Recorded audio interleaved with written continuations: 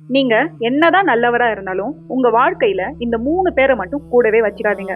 ஏன்னா உங்க நிம்மதி காலி. அவங்க யாருன்னு தெரிஞ்சுக்கிட்டு உடனே அவங்க கிட்ட இருந்து தள்ளிருங்க.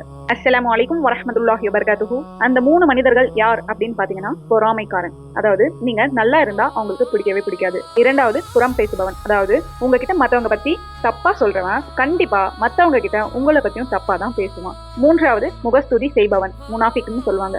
அதாவது மூஞ்சுக்கு நேரா ஒண்ணு பேசிட்டு பின்னாடி குழி பறிப்பவன். இதை பற்றி நபி ஸல்லல்லாஹு அலைஹி வஸல்லம் அவர்கள் கூறுகிறார்கள், பொறாமை கொள்வதில் இருந்து உங்களை நான் எச்சரிக்கிறேன். ஏனென்றால் நெருப்பு விறகை எரித்து சாம்பலாக்குவதை போல பொறாமை ஒருவனுடைய நன்மை அழித்து விடும் அப்படின்னு சொல்லியிருக்காங்க. சோ நண்பர்களே, நம்மளை சுத்தி இருக்கிற எல்லாரும் நம்ம நல்லது நடக்கும்னு நினைக்கிறது இல்ல. குறிப்பா இந்த பொறாமை பிடிச்சவங்க கூட இருந்தா நம்ம வாழ்க்கையே நரகமாகிவிடும். இதை பற்றி அல்லாஹ் குர்ஆன்ல என்ன சொல்றான் தெரியுமா?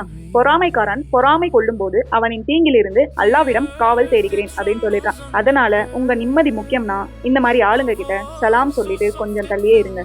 இதை உங்க ஃபேமிலிஸ் அண்ட் ஃப்ரெண்ட்ஸ்க்கு ஷேர் பண்ணுங்க. அஸ்ஸலாமு அலைக்கும் வரஹ்மத்துல்லாஹி வபரகாத்துஹு.